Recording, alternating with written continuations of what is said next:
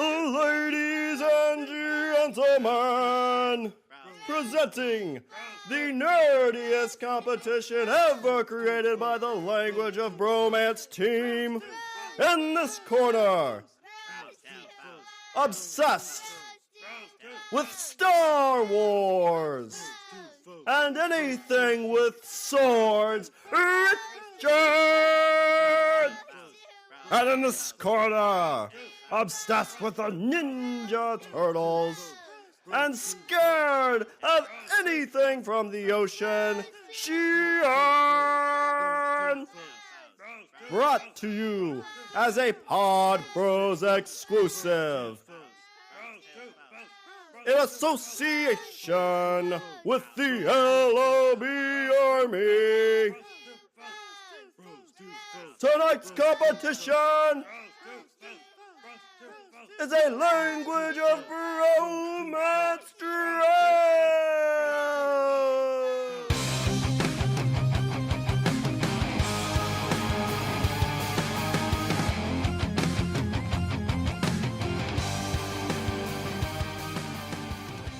What's up, everybody? I'm Richard. And I'm Shawn. And we are speaking the language of bromance. And this is the tale of dueling time machines. It's like dueling pianos, but at time machines. Richard, we have to go back. Your picks, they're assholes. Because, Richard, today what we're going to do for the 34th time is an events to visit in the past draft, bitches. It's a mouthful. Woo! I love hearing you say the voice. I was like, shit, that's a big title. See, now every draft I'm going to pick, I'm going to try and think of some long title. So if you don't know, and you should, this is the 34th time we're doing this, but is our Language of Bromance draft. What these are 7 rounds NFL-style drafts where Richard and I flip-flop picks back and forth. Whoever has the first pick in the first round gets the first pick in the second round. And back in the day, we flipped a penny and I won. So on odd drafts, I get the first pick. On even drafts, Richard gets the first pick. And what we are doing today is the events to visit in the past. So basically the idea is we have this time machine, Richard, and we can go to any point in history that we want to. But I thought we had separate time machines, and they'd be separate. But yeah, we each have our own time machine. Yeah. But we can't affect the events of the past. And basically, too, to make it kind of like, oh my God, we don't want to die. Like, we can't really be hurt in the past either. So we're just kind of like a Joe Schmo getting to witness something happening. Right. But we can't. Unfortunately, I would love to be able see, like, if it was,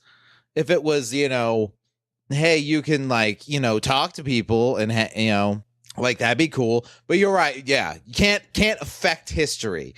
This isn't one of those, like, you affect history inadvertently. Like, I, go and see dinosaurs and then accidentally step on a bug and then I come back and we're all lizard people. Yeah.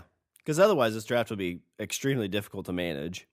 Right? Like, well, you time travel fucks with everything. You can't pick that because I tore down the Eiffel Tower with my big robot dick when I chose the asteroid belt thing. Oh my God, that'd be amazing. Pretty cool.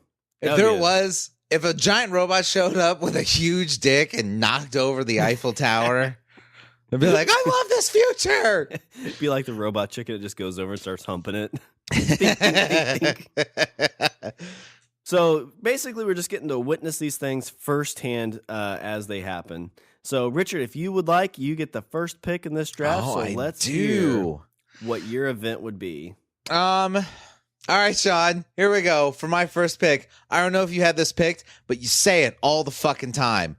All the fucking time. And so this is going to be my first pick. Shawn, for my first pick, I'm gonna take, you know what? I'll take you with me. I'm going to take you with me on this trip. You're going to get my time machine, and we're going to go back to the year of 1969 for the Summer of Love.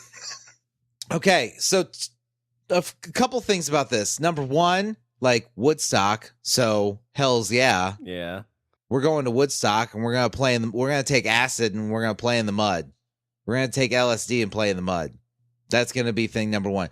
Thing number two is the time in itself seemed very like Wild West. You know what I mean? Yeah. Like people were like, kids in their 20s are like hitchhiking across the country, and everybody seems, at least from what I've seen in Forrest Gump, which is pretty much my reference for, anything historical. Everybody seemed super cool and with it and hip, except for that one dick that hit Jenny in Washington, D.C. and made Forrest mad. And then he ruined the Black Panther Party. He did ruin the Black Panther Party. Sorry, ruined your Black Panther Party. She tasted like cigarettes. So we get Woodstock, and plus, I don't know if I'd want to visit one place in particular. Just kind of like travel, like we could road trip in the Summer of Love. That'd be so fun. That's like, oh my god, that's like two movies together. It's like Hot Tub Time Machine meets like Road Trip. That would be amazeballs. So you'd want to experience the whole 69, basically. Yes. However you meant that, yes. Because I did have Woodstock on my list. So that's like whenever I think of 1969, that's the thing I think of. Getting to stay in the tent. It was like, was it a week-long festival? I can't remember if it was a week or if it was only like 3 or 4 days. But like, it was multiple days. Think of all the great bands you'd get to see at that time. Like they tried to duplicate that and they couldn't do it. No. I've seen footage of like that Woodstock 99, and some of the bands were good. Like Rage Against the Machine had a good set at Woodstock 99.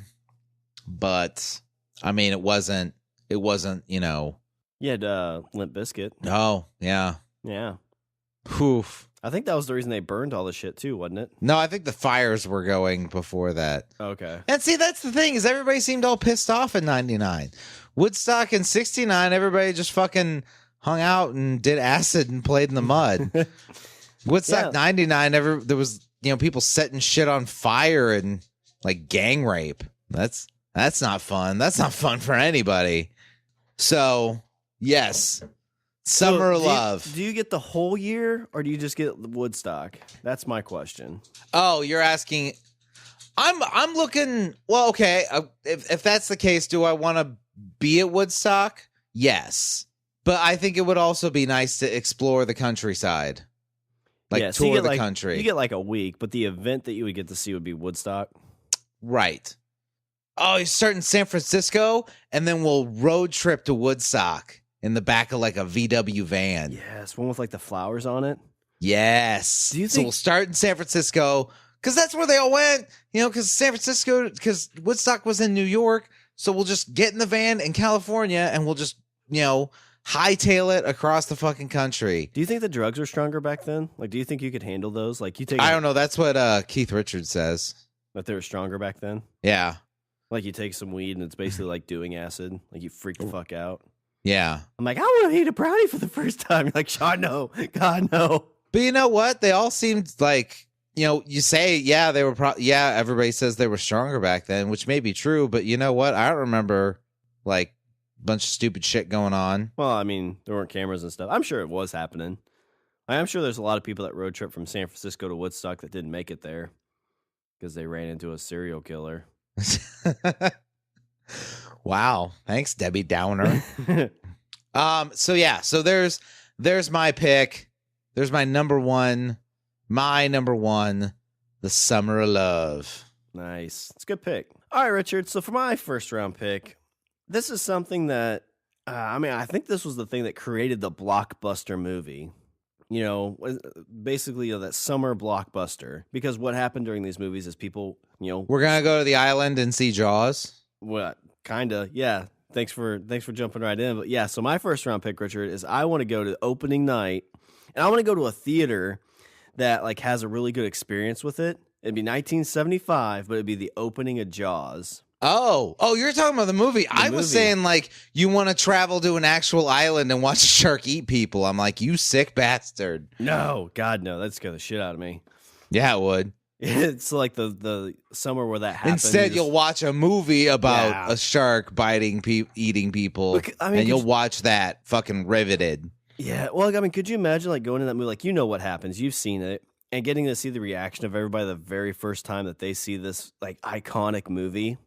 Yeah, okay, I see what you're saying. So you wouldn't be watching the movie, you'd be watching people watch the movie? I mean, it'd be just like whenever you go to like see a movie for the second time, you're probably not watching the movie as closely, but you're still trying to get that like experience of being in the movie, like being at this movie with these people. Yeah. Well, also, I think that would be true for that would be true for any premiere. Like, let's say you saw a movie before anybody else saw a movie, and then you got to go to a theater and watch a theater full of people watch it for the first time. Yeah, but I mean, this is a very like first kind of movie because like what was like the biggest this kind of like extravaganza movie before that? I couldn't even think of one.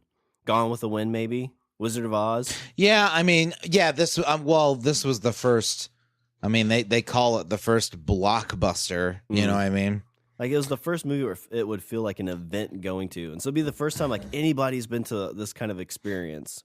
Yeah, because now we're spoiled. Like you go and see like Star Wars, yeah, it has a really cool feel to it, but everybody's experienced that walks in there. Of course, there's probably some kids who haven't, probably with the last one, but you think Star Wars 2 when it comes out, or Star Wars, the new one coming out this December.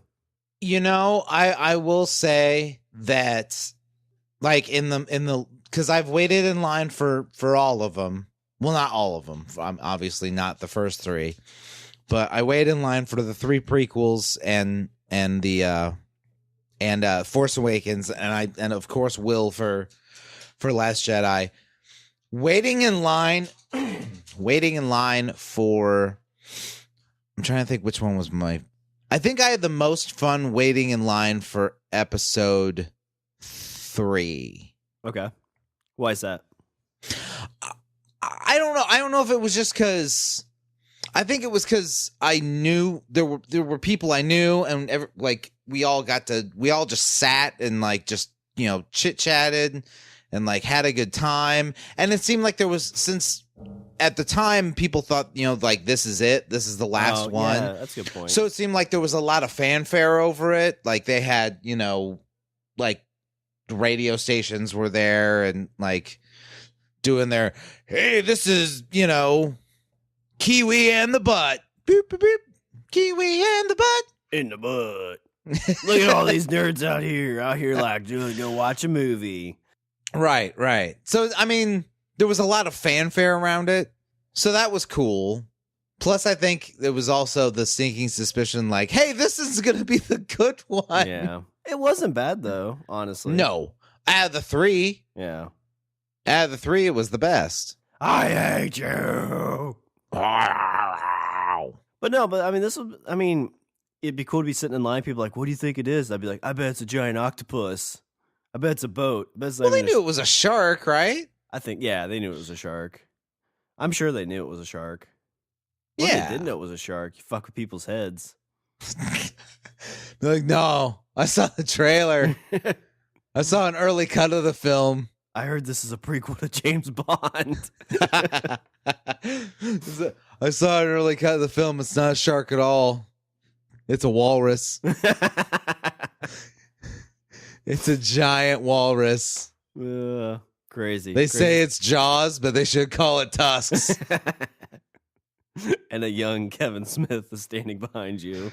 Oh my God, that would be amazing. But no, there's multiple movies I could think of that would be awesome to do this, but this was the first one I could think of that would have had that like event feel to it, that people would want to go to see this on opening night. I think you'd get a cool experience out of it. So mine would be in 1975, Jaws opening night. That actually, you saying that gave me an idea. And I wouldn't want to go to the premiere, like the red carpet premiere. I'd want to go to like a local theater and experience it with like just normal people. Oh, okay. Because the premiere would be kind of, I don't know. I don't think I'd want to waste it on this as a premiere. I'd want it to be with like people who know nothing about it and are just going in kind of fresh. Nice. Okay. For my next pick.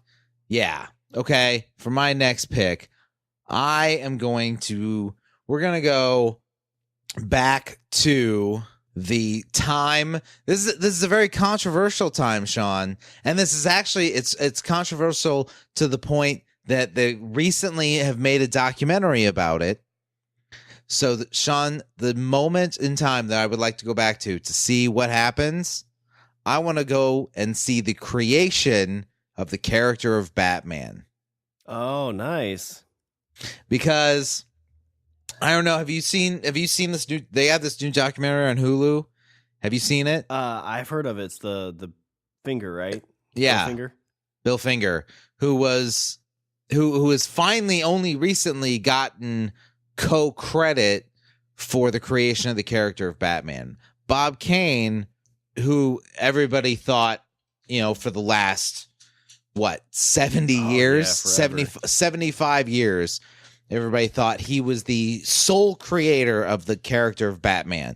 But then you come to find out that while Bob Kane had the idea for somebody called Batman, but a lot, if not most of the character in and of itself, from the costume to the Batmobile to the Batcave to most of the villains, or most of the initial villains, was actually the creation of a guy called Bill Finger, William Finger. So you'd want to be with like Bob Kane and Bill Finger as they're like spitballing these things and kind of sitting right next to Bill as he's going, as he's going through and like creating these things and just like kind of being on the sidelines, like watching it almost like a sports game. To watch a guy, or just to see the creative process of it. Yeah. Where like he's sitting there going, what if he has a car? And what if the car like is like long and like has like, bat stuff on it? And what if we make his suit gray and put a little like bat symbol on the front and then put a cowl on it? And you're just sitting there like holding your mouth like, yeah. Mm-hmm, mm-hmm. Yeah. And you're just sitting there going, oh my God, like this is where it starts. And he's like, hey, what should we call the car? Like, what would be a great name for the car? Oh, Batmobile. Say it. The Batmobile. Yeah. And then I come unassisted. What if you said like some stupid stuff like the batter car. The cave mobile. No, that's not it. The bat auto. The core. The auto bat. The auto bats. Auto bats. The Volt. And then we could say auto bat roll out. And then you're like, no, that's a different thing. That doesn't. No, stop it. Yeah. Oh, yeah. That'd be a tough one not to want to try and intervene, though, because that guy lost a lot of money in that deal. Dude, not just money. He lost millions. But just like the recognition of being like one of the, most iconic characters in comic book history. Like, your mother knows who Batman is. My mother knows who Batman is. And to not be given to die without the world knowing that like you were instrumental in the creation of that character. Yeah. So would it be awesome in a sense, but then also kind of sad? Because like we said, you can't intervene in this. Yes, it would be. Yeah, it'd be so tragic. But man, like you're in like conversations where him and Bob are talking, and Bob's like, "Oh my gosh, like this is gonna make us like a ton of money. Like this is gonna be an amazing idea. We're gonna be known, Bill, you and me." And Bill's like, "Yeah, together." Okay, well, I'm gonna sign right here because I always sign right here." He's like, "Wait, let me take this somewhere else." Bob Kane in big letters. Oh, Bob Kane, you're a dick. So sad. Yeah, it's a tough time. Because do you think there's got to be other characters like that we don't know about? Like somebody created somebody that we don't know. Like somebody else is taking credit for it. Oh, probably. Yeah, probably. But for it to happen to, like I said, like such an iconic character is just, it's like I would be sitting there watching it going, oh my God, like this is where it starts. This is the genesis of the whole thing. And then at the end you say to yourself like, and no one's gonna know. Yeah. Would you cry? No one's gonna know for like 70 years. Do you think you would cry in that moment seeing all that? I don't know. It'd be super sad. I don't know if I'd cry, but it'd be super fun. Just seeing the creation of it. Like, not even thinking about the bad side of it, but just thinking like, oh my gosh, you're seeing all this stuff come to fruition. Yeah, I don't know. I think that would be one of those things you'd have to be there to really like But I mean, it would be like a super. I think he would turn and be like, "What the fuck is the matter with you? Why are you being so fucking emotional? You said Batmobile." It took you only like 15. I said Bat Corvette too.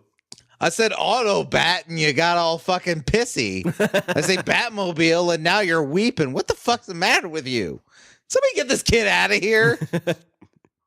You're gonna hate it when I call it the Bat Home. The bat hole in the ground. Oh, he should have a butler. I'm gonna call him Jeeves. No, well, that'd be pretty funny. Why are you giggling? Oh, you'll get it later. Oh, no, you won't. You'll die before that. No, I'm really sad. So yeah, so there's my second pick. The creation of the character of Batman. All right, that's a good pick. I like that one. I have something similar, so I'll be curious what you think of my pick on that. But for my second round pick, I don't want to tag on to yours, but I was trying to think of like an iconic sports moment that I would want to go see. And I've been to a few stadiums, but a lot of the Casey at the Bat. Casey at the Bat. That's fictional. Fictional character. Fictional character. Hey, there was no joy in Mudville on that day. That's what happens when you're a cocky jerk. That's the tale of that. That's what happens when you're the Bob Kane of baseball. But I've never been to an old stadium until recently. So like I wouldn't want to go see anything with like the White Sox or any kind of, college event. Like I've never really been to a spot where I'd be like, "Oh my gosh, like I've seen it now and then I get to see it in the past." But Richard, this event kind of gives me my peanut butter and jelly, my peanut butter and chocolate as well. So in 1932, Richard, there was a baseball player by the name of Babe Ruth. Oh. And one of the I've heard of him. One of the most great Bambino. There was some some girl signed this baseball, baby. Babe Ruth. But Babe Ruth, Richard, one of the iconic moments from his career was during the 1932 World Series where he called his home run shot. So basically he took two strikes, kind of like Casey at bat, took two strikes and then pointed to the outfield and hit a home run exactly where he pointed. Now, there's lots of controversy on this if he actually was pointing for the home run or if he was just saying two strikes or whatever it was. But this, Richard, happened at a waving ballpark. to somebody in the stands. Yeah. How you doing, Ethel? But, Richard, this happened at a ballpark that you and I have been to. This happened at Wrigley Field in Chicago. Did it? Yeah. I did not know that. Yeah. So I think it would be an awesome experience to sit in, the same stadium that we went to and get like this full, like, because like a lot of people always like, oh, it's very timeless. Like when you go to Wrigley Field, you'll feel like you're going back in time. And so it'd be cool to see like, okay, here it is now in, my time. And here it is back in the day when it was first built. It was a little bit older, but essentially when it was first built, kind of get to see the surrounding area, what it is. You get to watch this baseball game that, I would love to see how baseball was played back then, to see how it changed compared to now. And then you get to watch and see this iconic moment and be the judge of like, was he really pointing or was he not pointing? What do you think? Do you think he was pointing? You see some of the videos, it kind of looks like he's just pointing straight out towards the pitcher or towards center field. I think he even changed his story a bunch if he was just pointing at the pitcher or pointing at the outfield or what it was. I was flipping the pitcher off. Yeah, I gave him the bird. He gave me two strikes. I'm like, fuck you, buddy. I said, hey, Steve, guess what? This is what I did to your wife last night. Showed him the two fingers. What do you think of that? What do you think of that, Steve? If you throw it at my head, I'm going to run out there and make you smell them. That baby was a dick. But he was a ladies' man, so you never know. But, I had to have one sports moment on this that I'd go back to. I think that would be the one to get to kind of see this whole, baseball back in the day. You get to see the great Yankees. You get to see Wrigley Field. And like I said, it'd be cool to sit in the exact same seats that we sat at because those were great seats. Probably be like a nickel, then to eat like hot dogs and drink beer there. Get to experience that from the 30s. Good times. How would you be dressed? Like, I guess I never asked this. If we go back in time, are we dressed like we are now? Are we looking like super out of place? Like I said, so I get to wear like a zoot suit? Yeah, somehow we'd have to get the same outfits to be able to have the money to do stuff. But yeah, like in badass. this time, They had hats and they dressed up when they went to these games. Like I don't know if it was zoot suits, but it was coat, tie, nice outfits, not hoodies and jerseys and backwards I'd be like, baseball caps. big fella. Go get him, babe. I heard he's not. I heard he's a bastard. I heard bastard. I don't know, Shawn. He looks pretty good to me. Shut up, Richie. But yeah, so for my second round pick, Richard, I would want to go to 1932 and see Babe Ruth in the World Series at Wrigley Field. Okay. Let's see. Okay, here's something. Here's where I want to go. And this would be an interesting era to visit, and also it would solve a huge mystery. Like probably one of the biggest mysteries, Shawn.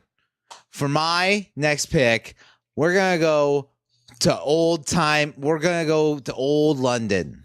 Hello, governor. Yeah. Land of fish and chips. Yeah. That's where we're going.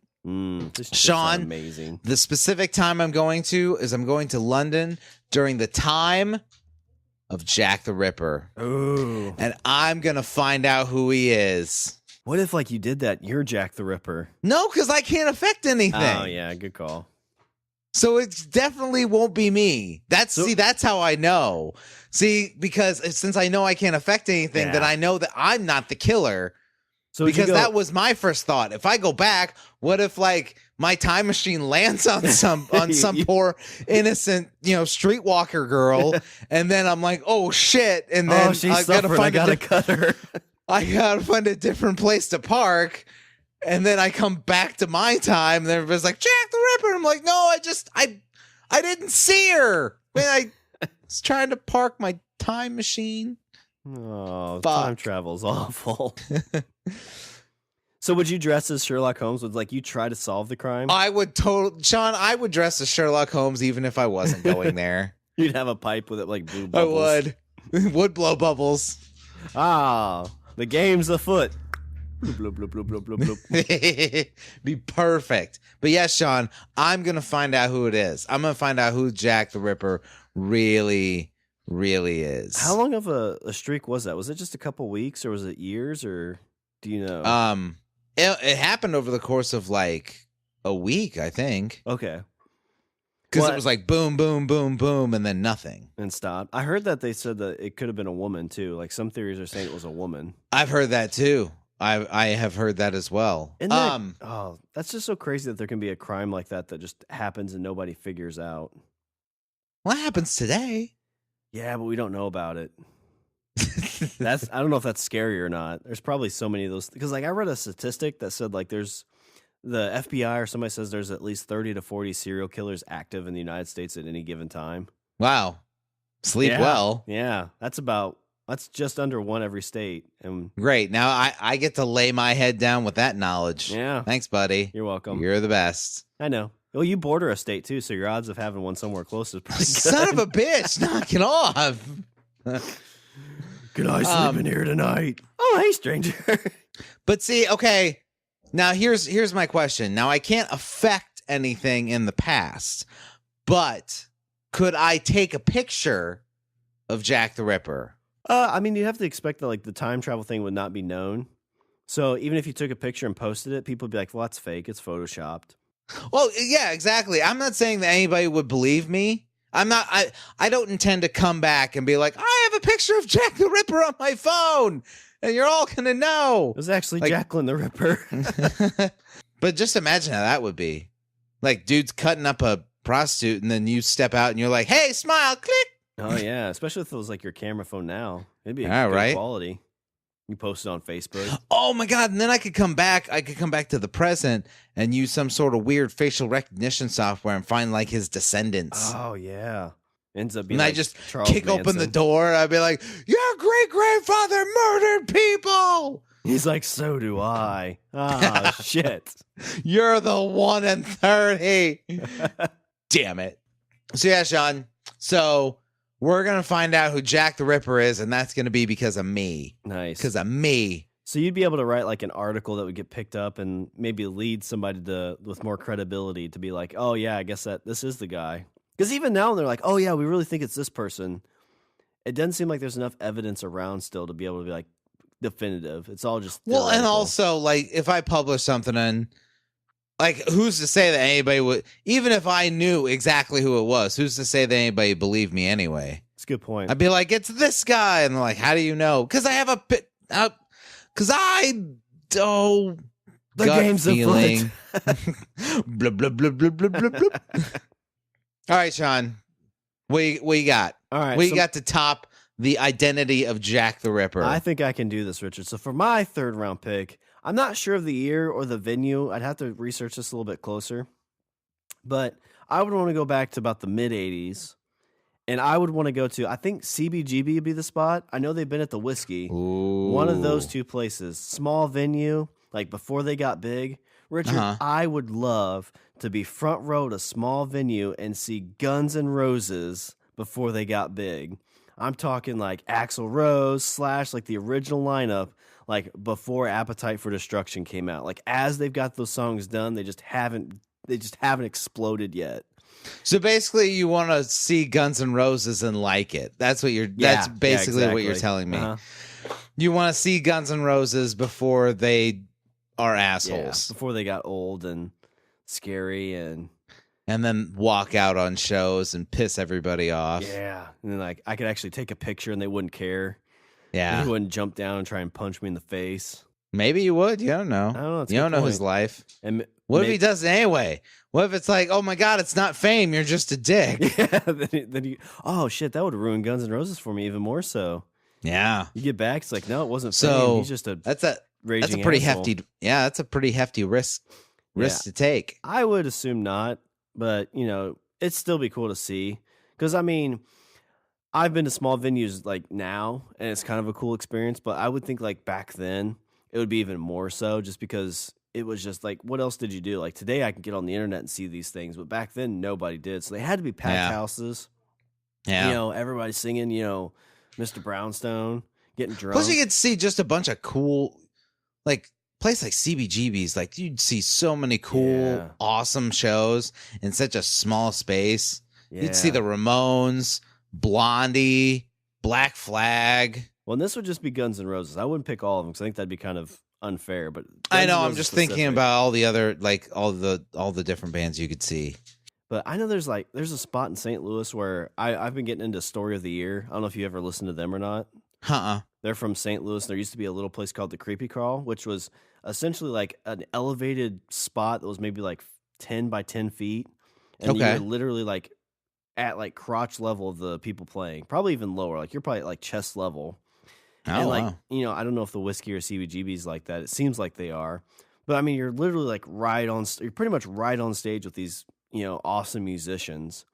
And to be so close to like Slash as he's jamming out, and, you know, Axl Rose back when his voice was actually really good. And, you know, there was no dude with a KFC bucket on his head. And then you would say things like, oh my God, Axl, you really are good. And they'd be like, fuck you, I'm going home. And you're like, no! Wait, you know, he's like, fuck you, I'm going back to my apartment I share with 15 other people. Smash.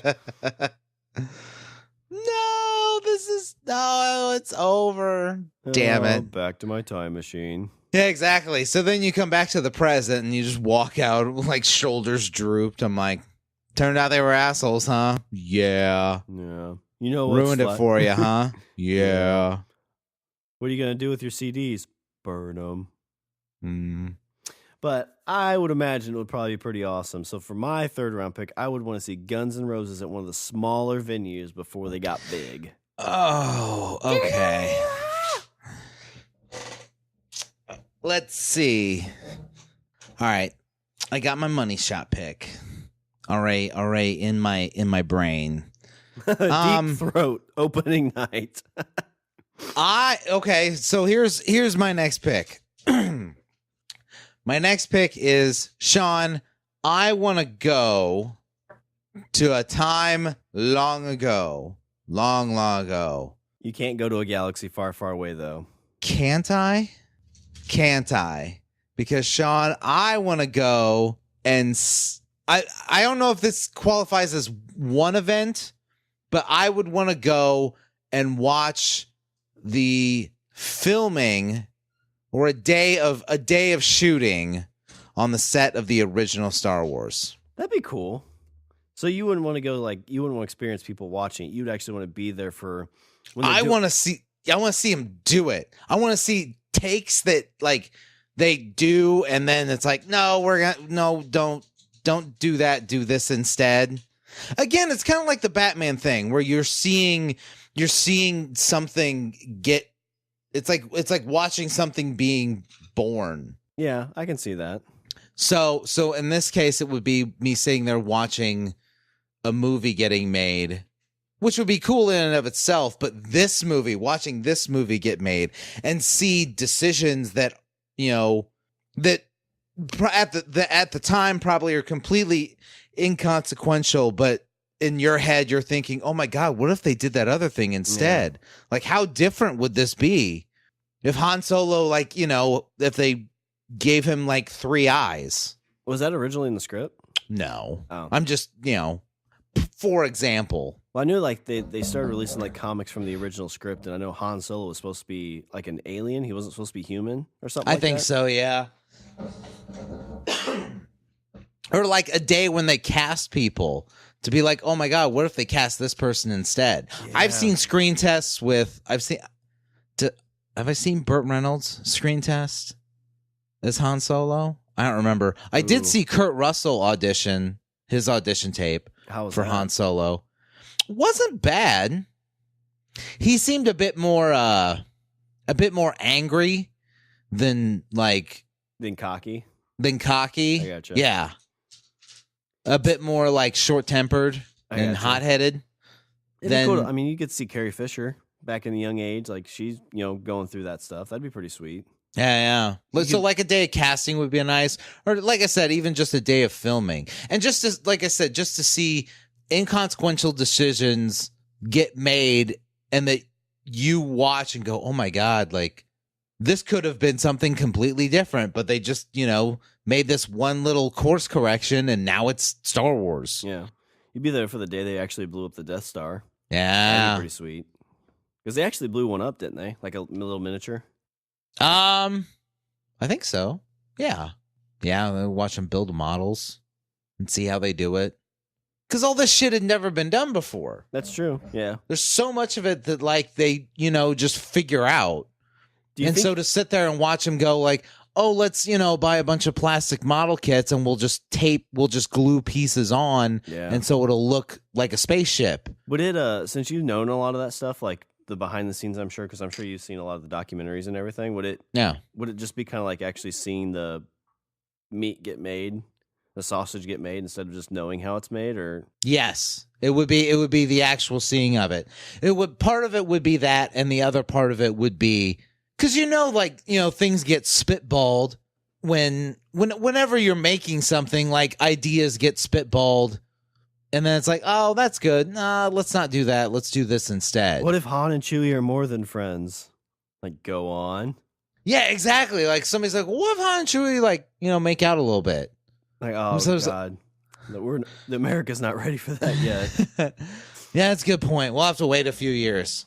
But let's have it. Let's try and subtly imply that they're together. Yeah, well, there'll be the scene where they're driving. We'll have Han put his hand on Chewie's lap. Right? He always pets him right there on the leg. Right? And then you're oh my God, is that what they really meant? And we'll change it up a little bit. So instead of going, he's why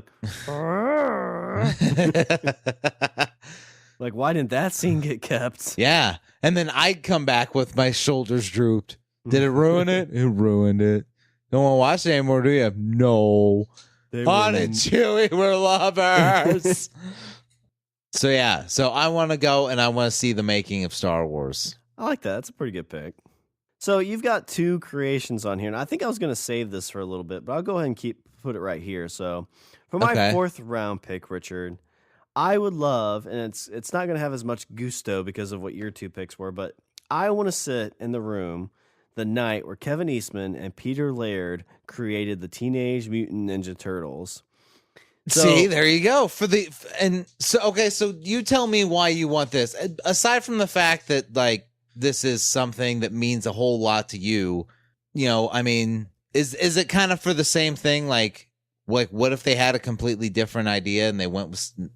To an extent, yeah. I mean, I don't know if you know much about the creation of the Turtles, but I don't. It was basically like two guys, like they didn't have like a storyline, they didn't have anything. They were just like they were roommates. And I think Peter Laird might have been the first one to draw a turtle. And then, Kevin Eastman gave him nunchucks and like they went back and forth on this thing. Like it was the ultimate spitballing in this creation of this universe. Because, at first it was like, oh, I'm going to draw a turtle. He's like, oh, I'm going to put a bandana on. Now it's a ninja turtle. And then now, oh, I'm going to give him these weapons. Oh, now we're going to give him a group. And just slowly this creation of this thing. And I don't know how long it took him to write it and draw everything, but to be kind of around that whole experience, because I've read the first comic and it's really dark too. Like it's basically a parody off of Daredevil.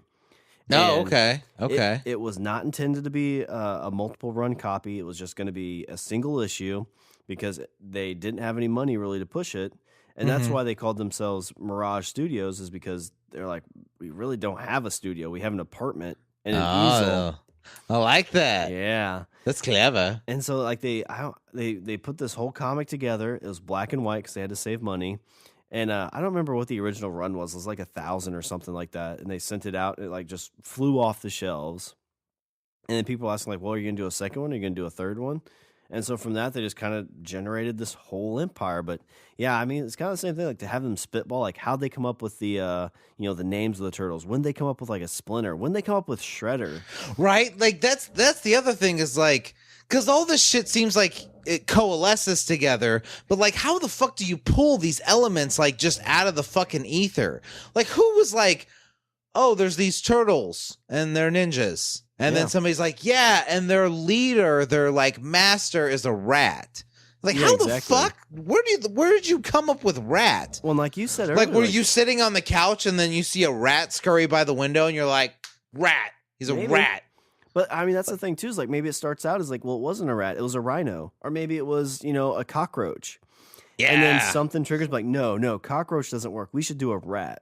And I would love to be in that like creative environment because it's like storyboarding. It's like we're just throwing stuff at the wall. We've got something. We're on the tip of something that's going to be like a cool idea.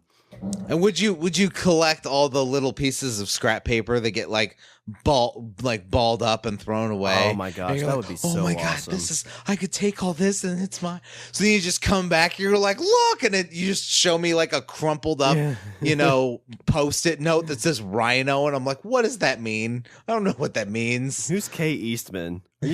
Are you high again, Shawn? Are you high? Oh my god. Did you eat that brownie from the Woodstock concert we went to? You saved it, didn't you? You saved it, and you were going to eat it later, and this is how it happens. But yeah, again, just to kind of see that, and like this wasn't like with you going in to see Star Wars, it was kind of, there was at least kind of a direction. With this, the Turtles, there was no direction at all. It was just, building on top of conversations. And that would just be so cool to sit there and see that happening. And I think that'd give me a ton of ideas. I'm like, oh, well, this is how they did it. Kind of because they didn't have any money. They were living in an apartment together. And so they were, like I said, they were struggling artists. And, to almost, you think of like people who stumble on an idea. That's kind of what they did. And it built into this empire we know today. Yeah. But yeah, for me, it would be to go back. I believe it was 1983, but it was the year that Kevin Eastman and Peter Laird, the night that they created the Teenage Mutant Ninja Turtles. Nice. I like it. I like it a lot. All right, Shawn. For my next pick, I would like to go. You know what? We had Woodstock. We're on pick number 5 now. Yeah, we're on 5. It's time for you and I to go to a party. We're gonna go to a party, Shawn. A sexy party. It is gonna be a sexy party, Shawn. What better party to go to than one of the craziest party places in recent history? Shawn, you and I are going. Where do you think we're going? Studio. We're going to Studio 54. Yeah. We're going to spend a night at Studio 54. Is that in the 70s, right? Yeah, it's 70s. Yeah. In New York City. Oh, like the age of disco and cocaine and Yeah. Oh, like that'd be a night to, like that would be awesome to go back to have like a crazy night at Studio 54. Oh my God, that'd be the story you like. It'd be the story that sounds amazing, but you couldn't tell anybody because, time travel. I feel like this is a movie or a TV show where like you just have like you go to like the best parties ever and like just experience these amazing events like Studio 54, just a night bender. Because oh my God, like there's so much money running through there. Like there's a lot of crazy stuff that probably happened. Yeah.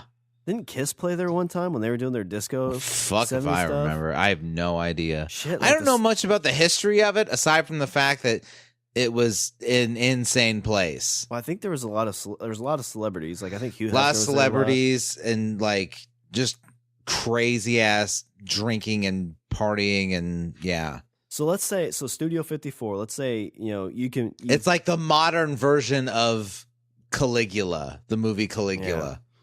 Let's say you got time to research and you figure out, okay, this is the night where all the people I want to see were there that night. Like what would be like the 3 to 5 people you would want there the night you go?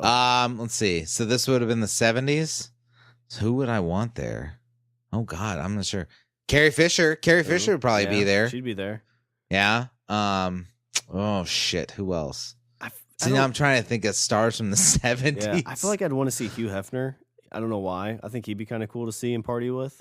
Yeah. The Hef. And the bunnies. Yeah, well, of course. Because he'd have the bunnies with him. You'd have to be careful not to think, because like sometimes whenever I see like old pinups from the 70s or 80s, I'm like, oh, they're like 70 right now. Well, you'd still get to see like big rock stars from the 60s and 70s. Yeah, like you could see Kiss.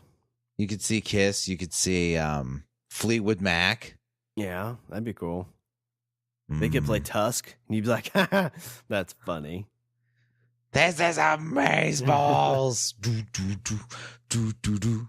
Yeah, it'd be awesome. And it'd be one of those things that like I'm not sure where the evening's gonna go. I'm just gonna go with it, and then by the morning, you have no money. You have no clothes. Well, I mean, you're using 70s money anyway, so it wasn't your money to begin with. Right, and you're just like, well, I don't know what happened, but I loved every minute of it. But I've got all these Snapchats I saved.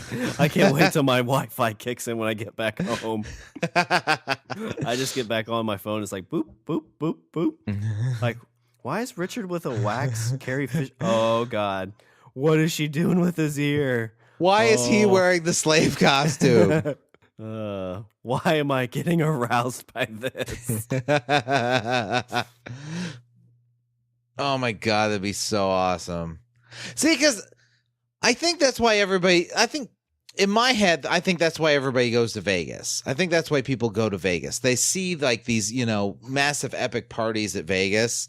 And I think that people want that one people want the hangover night, what I mean? Where they wake up the next morning and then they, go back and find out like they did the most insane things the night before. Yeah. Oh my God, I got on stage and pulled my dick out. Yeah. Did all the girls like it? No, they laughed. Oh. Well, it's just Thank God I forgot that. Now I remember it. But yeah, I think everybody's looking. I think that's why people go to Vegas. I think they're trying to find that like that one night to remember kind of party.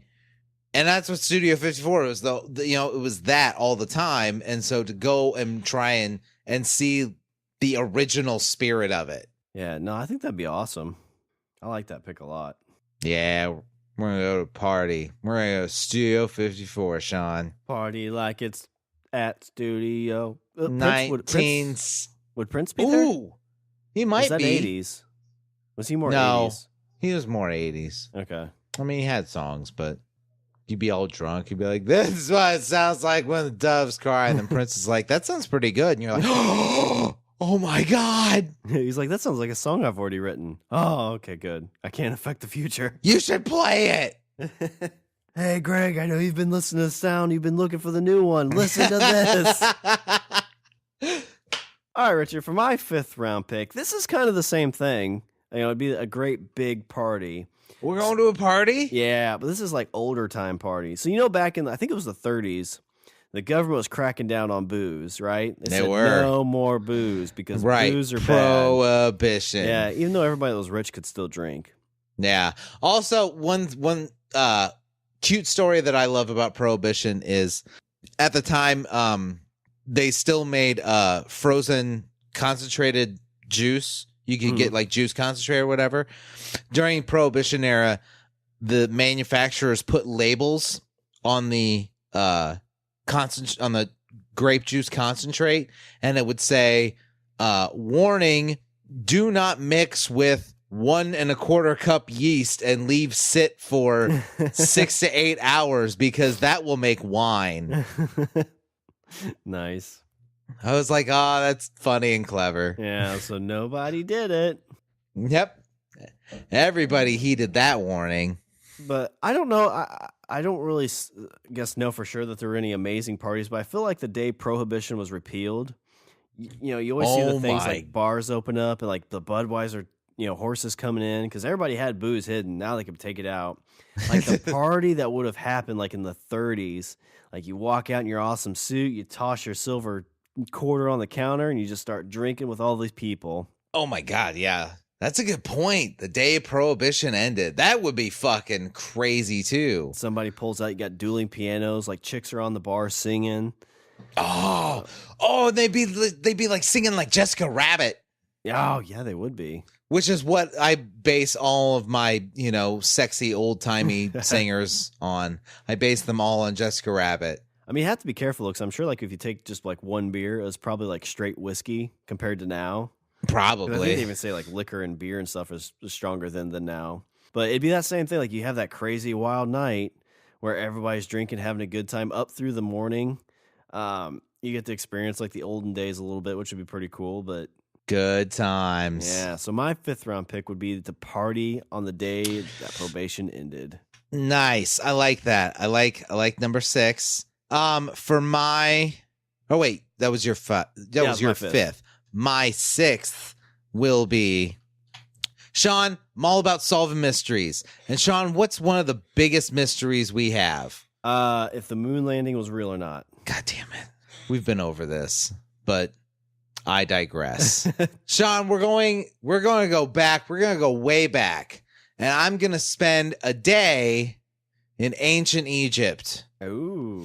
And we're going to find out if there were aliens. I want to know if the plot of Stargate is real. The whole, what do they call it? The ancient astronaut theory that we're all beget from an alien race, or how connected were we as civilizations? Mm. Do we all come from one wellspring? Like one shit big like crash that. Landing on Earth. Yeah. Spread us all out.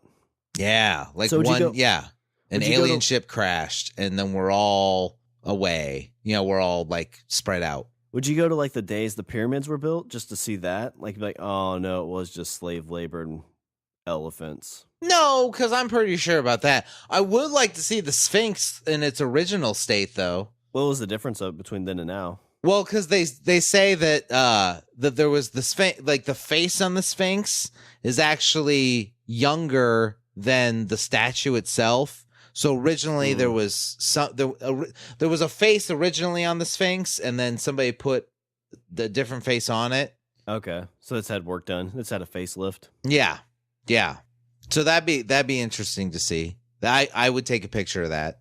This is what the Sphinx looked like. Look at it. It looks like Russell Crowe. Like I said, like what if there's Stargate laying around and aliens show up? So would you tell would you tell me if you come back and like it's we're actually aliens? Or we all came from aliens? Yeah. Like aliens landed and now there's us. Yeah, like we were seeded here by an alien race. It's Prometheus.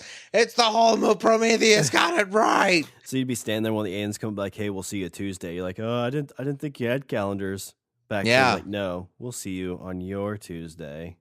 And then you're like, "Oh shit!" They know they have time. And then I come back to the press. And I'm like, "Shawn, we gotta go." And I just start packing, throwing shit in a suitcase. Mark, we gotta go. Aliens! Aliens, Shawn, we gotta get out of there.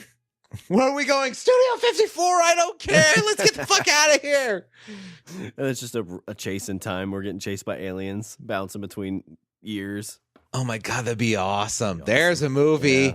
It's like road trip in time. I'm saying it's like Hot Tub Time Machine meets road trip. I like it. Write that down. Nice. Copyright Richard and Shawn. Yeah. I did have on ancient Egypt. I had with the pyramids getting built because I thought that'd be kind of cool to see. Because like they always talk about how like an archaeological or like how a architectural masterpiece that is. Like I don't even think today they can figure out how it was made. Right? Like they have theories, but they don't know for sure. Something like that. There's other stuff like that too. Like there's walls in South America that they say are built with such precision that you can't, like, even today the stones are built with the stones are cut and laid in such a perfect position that even today if you took like a piece of paper you can't fit it in between the stones. Interesting.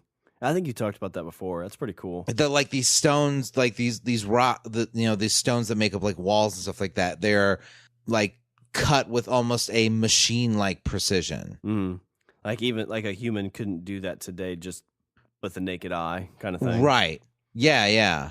That's always like, and this was like 10,000-12,000 years ago. It's always crazy when there's stuff like that because basically whenever science can't figure it out, it's like, we're gonna move on to something else. Yeah. See, that's what I'm saying. I want to go back and I want to figure all this shit out. Like, where did we were there aliens that showed up?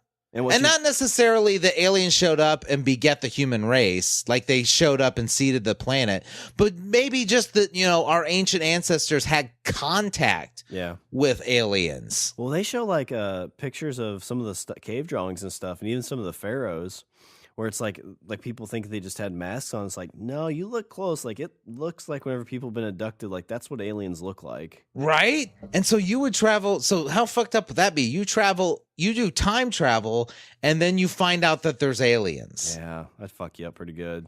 Then you come back and you're like, we gotta go. I'm not ready for this. I like it. That's a good pick. We're gonna find out if there's aliens, Shawn.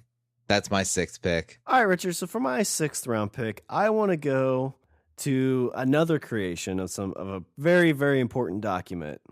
Okay. So this was one that was signed by a bunch of people. It was a big declaration. I can't remember how many days they took to write it and everything, but I want to go back to 1776, Richard, and watch the creation and the signing of the Declaration of Independence. Oh, you want to watch John Hancock write down his John Hancock? Yeah, because I want everybody to be like, fucking John Hancock. Like, I feel like all the arguments. Be like, John, did you have to take up half the fucking page? You fucking prima donna. Yeah, you know he's got a small dick. Don't you guys know that? Hey, he's compensating with the signature. Shut up, guys. My wife likes it. No, she doesn't. She likes my John Hancock. See, we're already using it. It's going to be a thing. You watch. But I mean, like to see like the arguments that went back and forth. And this was like a pretty hostile time too. Cause you go through history class and you hear about all this stuff. Okay. Now wait.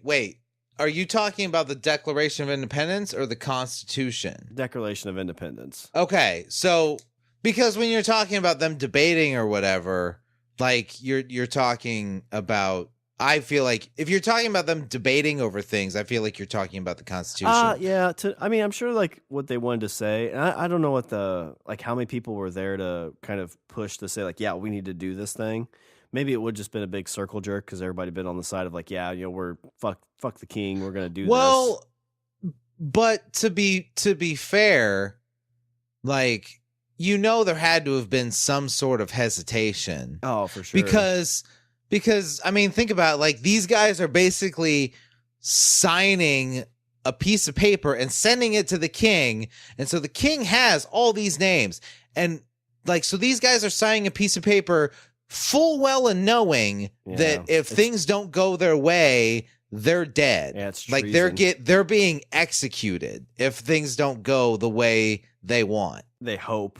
And and considering like they're up against the British Empire that owns like, half of the fucking known world at that point. Like, the odds are pretty well stacked against you. Like, it's fairly well and likely that you're going to swing from a fucking rope. Yeah. Well, yeah, I don't think this would be a very big, like everybody I think today thinks like, oh yeah, of course, why wouldn't we fight the British? They gave us a 2% on tax on our tea. That's fucking ridiculous. Wait, how much do we pay in tax? Holy shit. Well, but yeah, and like I said, like, I mean, like, people get shitty about taxes and everything now, but if you're like, hey, would you sign a piece of paper saying that you would rather die than fucking put up with it and have to fucking pay the piper if things don't work out? Like, that's a fucking tall order, dude. Mm-hmm. Especially, I think it feels more difficult to do anything like this today. Mostly because, I mean, yeah, they're in this, this country is the country, whereas then they're across the sea.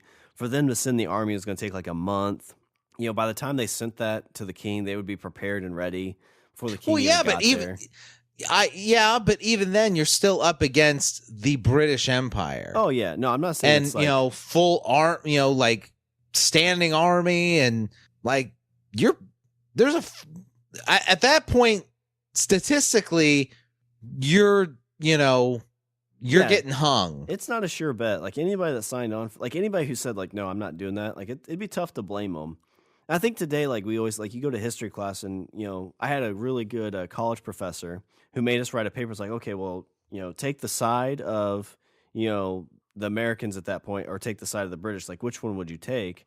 It's like, well, it's a 2% tax. They're trying, they're fighting these Indians. They're fighting another war to keep their empire. It's like, well, why not? Why shouldn't they get some of that money from us? Mm-hmm. And you have, the other side of people who I think is more of a, a glass color. What do they call that? Where you look through rose-colored glasses. Yeah, rose-colored glasses. Where it's like, now it's like, well, of course, why wouldn't we do that? But you would see in that moment, like there would be some nerves. There'd be that conversation, like, listen, if this goes south, we're all gonna die. Like we're all gonna die. I don't know what's gonna happen. Like we don't know what this country will what happen to it if this occurs. Right. But that's hardcore. Yeah, I think all the movies probably showed as like this big, like, everybody jumping in the air at the same time with their fists. Right. And I'm sure it's like, please work, please work. But it'd be cool to see all that come together, and that document that's still on display today, and you get to see. At least we know John Hancock's gonna probably die first. Oh wait, I thought this was just a joke. Oh, so we gotta go. So for my 6th round pick, Richard, I want to go with the creation and signing of the Declaration of Independence. Would you sign it? Would you sign it under like some pseudonym? Oh, what would I sign it as if I could? Because, I mean, like, you see all those signatures on there. Yeah. They don't know who all those, like, you don't know who, like, 80% of those people, you have no idea who they are. That's a good point. So if I can, so you could like just make up a fake name and just write it on there, and then you come back and be like, "That's me." I would probably. did that. I'd sign it as my real name. Why not? Like nobody'd know, would they? You would. I don't know. It's a good point. I would. Maybe I'd put Shawn Richard. And then in like really small font, I'd put "Eat the Beaver." All right, what do you got for your money shot pick, Richard? Okay, Shawn. Here's for my money shot pick. This is kind of an homage. And I feel like I don't feel like this would affect timelines in any way, but it would be nice to do this. Okay, Shawn, for my money shot pick, I'm gonna take you way back to the year 1993. Okay. In the year 1993. There was a movie that premiered at a very, very small film festival. Okay. And that movie was called Clerks. Now, I don't know if you know the story about the very first screening of Clerks, but how many people were there? Nobody. It was like 4 people. 4 people. Yeah, I think maybe like 4 people, 3 or 4 people. 3 or 4 people, right? Didn't go very well, and he, The director at the time, Kevin Smith, thought that his movie career was in the fucking toilet. He's, $30,000 in debt. Like, holy shit, what the fuck is he going to do? He works at a convenience store. Because I think some guy talked to Scott Mosier, who was a producer or something, that's what got their in. But right. There's like a chick or two that stopped and talked to Kevin Smith. Like, I think there was too much cussing. Yeah. I didn't like it. Here's my headshot. Yeah. Yeah. So, Shawn, for my money shot pick, I would want to go to that screening and at the end of it, have a conversation where I'm like, I thought your movie was fantastic. And I hope that you, despite what opinions you hear in there or anywhere else, that you keep pursuing whatever it is you want to pursue. Yeah, just a little extra nudge. Right? I would love to be there to help give the little nudge. And what you'd do is you'd give him like a stuffed walrus. You'd be like, hey, just, whenever I'm sad, this is what I hold and cry into. It's like, thanks. What music do you like? Fleetwood Mac. Specifically the song Dusk.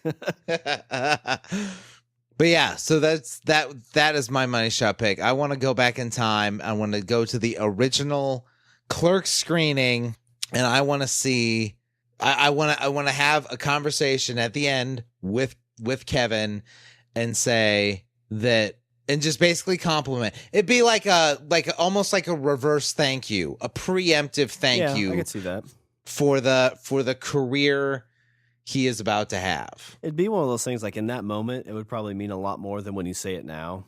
Exactly. Because, I mean, he hears it a lot now, obviously, just because, he's reached more people. But right then, like, he probably felt at his worst.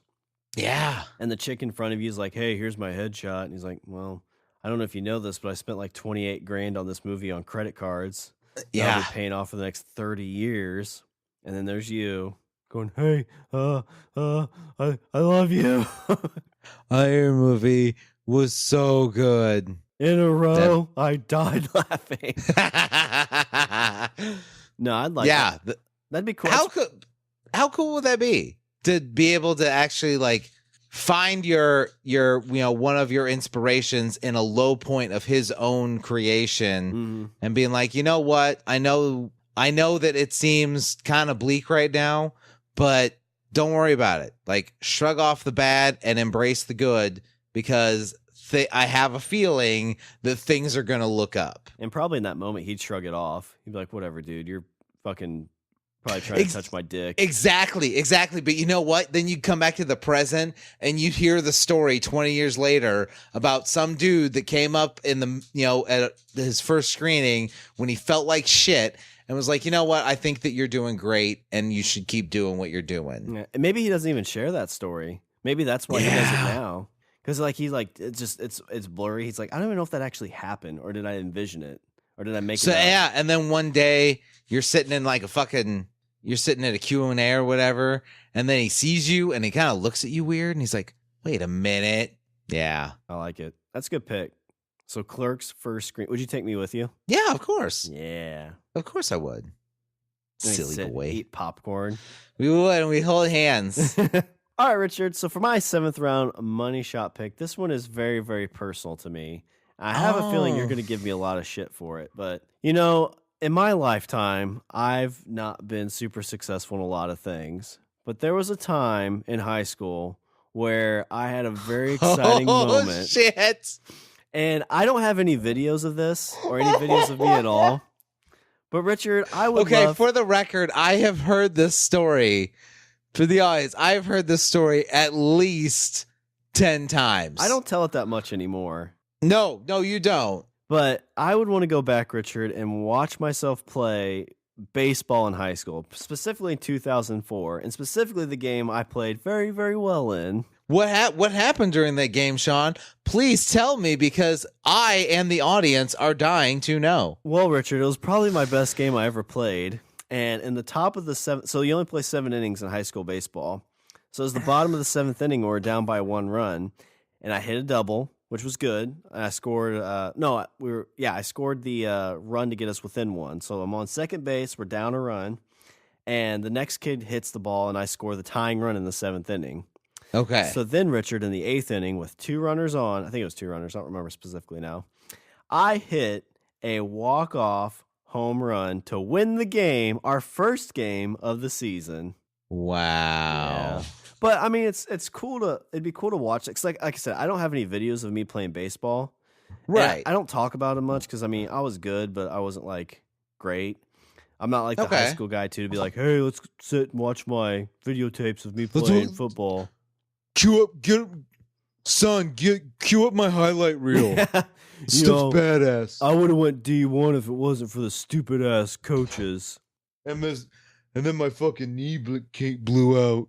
It's because I was doing a keg stand, but that's beside the point. But I think of like moments where it's like, oh my God, did that just really happen? And that was one of them. Because like when it happened, that's like a total blur. And I actually didn't even get that baseball. So I hit the home run, and my brother-in-law, he's my brother-in-law now, I remember coming back in the dugout. He's like, I'm getting you that baseball. And he runs out there to try and find it, and couldn't find it. Don't know what happened to it. So maybe, Richard, in this timeline, I have gone back in time, and I have the baseball. So when we figure out this time machine thing, I'm going to get that baseball back. Or maybe we've already figured it out, and at some point, somebody's going to show up and hand you a baseball. Maybe. Some old man's going to hand you a baseball and be like, I think you lost this. You look familiar. Don't drink the Kool-Aid. What's that supposed to mean? But, I mean, it'd be like my mom was there. And the only bad thing is probably my age right now is probably I don't know, could you think you could recognize me like now in high school? Or you think it'd be just kind of like, that dude looks weird? I don't know. I mean, when I met you, you were like, what, 19? Yeah, it was about this time. Okay. So, yeah, I think so. Okay. I mean, the only real difference is just, some facial hair. And I mean, back in I didn't really see the crowd's reaction. Like, it wasn't a huge crowd. It was like maybe a dozen people there. But just kind of see the whole event unfold like an actual baseball game would be pretty cool. Because like I said, I don't have it on videotape. I don't have anything but the memory of it. Right. And to kind of actually experience despite your efforts to edit Wikipedia about it. Well, that was early Wikipedia. So it was like 2005 Wikipedia. And I went to my hometown and I'm like, hey, can you just like seriously just edit these? And so I edited it and I typed all that stuff in and saved it. And it was there for like 10 years. Now it's gone. Although if you search, you can find it on some other sites too. If you do that, do that like time capsule thing with the web. No, there's like some sites that like pull from Wikipedia, like they pulled the data from there and they've stored it, never updated it. Oh, okay. So for my 7th round pick, Richard, my money shot pick, I would love to go back in time and see my walk-off game-winning home run. You know what? I didn't think about it, but as soon as you were like, I want to go back to my I was like, oh, here we go. So I was like, of course, this would be his 7th round pick. So a good question, Richard. So if I'm like, okay, Richard, this is what I want to do. Would you go with me, and would you embrace Yes, it it's a pivotal moment in your life. Of course, I'd be there. Or would you poke fun at me the whole time? Fuck, I've heard about it so many goddamn times. Watch me go, and it didn't happen. And you'd be like, wait a second, I thought you said you won this game. Oh, my whole life's been a lie. I was just a water boy. It turns out like somebody caught it and then accidentally like tripped and then it flew over the fence. So what'd you have for some of your and buts?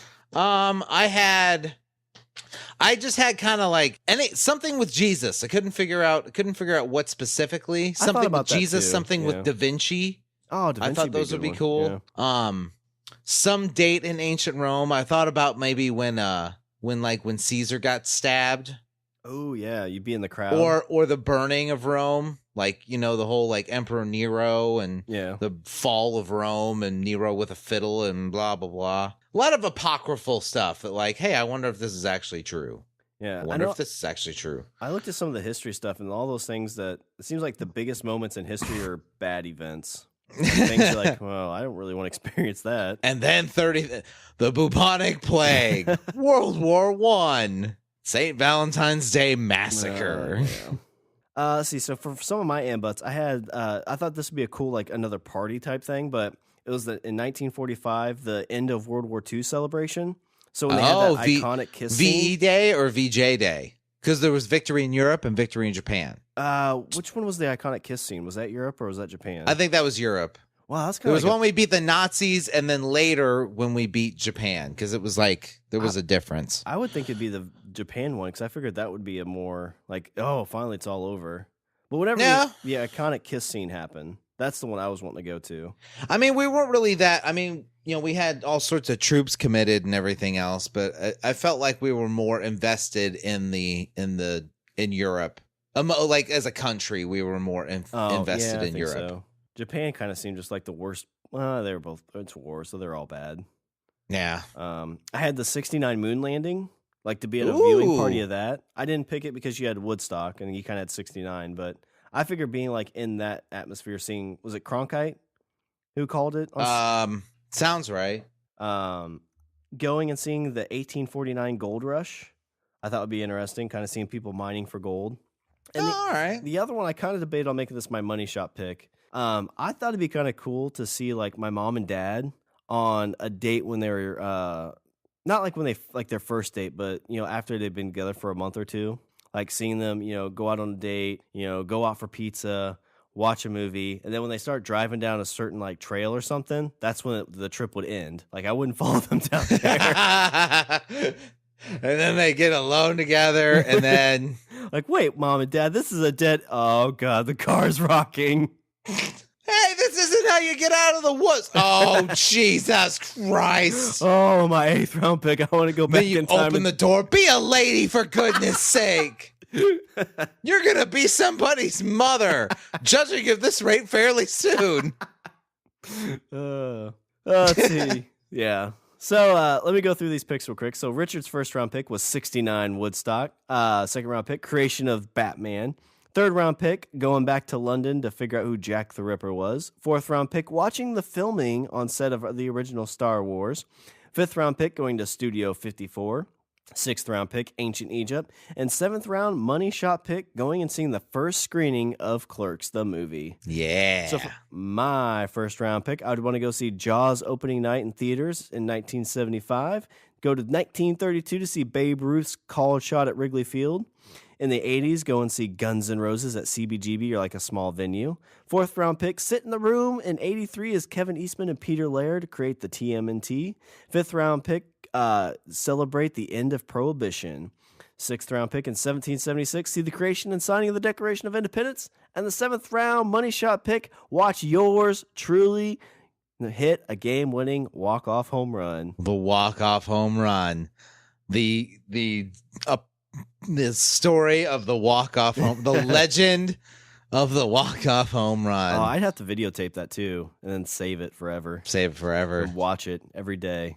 All right, Richard. So do you have any Richard's closing thoughts on our time travel event podcast episode? Considering the fact that we're not able to affect the events, I think changed the types of places I would go. Ah, yeah, for sure. Like I think if you were able to kind of fuck with things a little bit, that would be totally different. Yeah, the quantum leap draft will be a different one where we go back in time and make the rights wrong or the wrongs right. And then we'd be women because it seemed like every third episode he was a chick. Then we come back and Shawn and Richard are famous podcasters with huge monies and own Google and eBay and Facebook. Oh, it'd be the bestest. How do you wrap up time travel? You don't. It's open-ended. This is why time travel fucks with things. So let's hurry and end this before we damage the space-time continuum any further. All right, let me do a little housekeeping. Visit our website. We're at languageofbromance.com. Follow us on Twitter at languageofbro. Email us at eatthebeaver at languageofbromance.com. Check out the LB Army of the Intelligence Reports. Like us on Facebook. And go out and recruit somebody for the LB Army by getting someone you know to subscribe on Apple Podcasts, Google Play, Stitcher, and Spotify. Also, if you were on any of those, be sure to leave a follow on Spotify. Or if you're on iTunes, give us a rating and a review, because those ratings and reviews, while it seems small to you, it means a lot to us. Actually, what those do is those help keep us in certain rankings and stuff like that. Helps keep us, super relevant in iTunes search engines and stuff like that. It makes sure iTunes knows we're not dead. Yeah. They're like, okay, these guys aren't just putting out content for themselves. Well, And you can always see us on the Pod Bros Network. Because that's the podcast site on the internet where we don't fuck with the past. Sure. And Okay. if you want to throw some money in our tip jar so Rich and I can afford those trips to the past, go to our Patreon account. It's www.patreon.com/language of bromance. Yeah. All right. Well, is there anything else before I close her out? No. Let's hurry before we step on too many butterflies. All right. Well, that's all the bromance we have for this show. I'm Shawn. And I'm Richard. And I say we eat. Wait, what's that Declaration of Independence say? Shawn, Richard, and it says eat the beaver. Hang 'em. Treason. Eat the queen's beaver. She doesn't even own a beaver.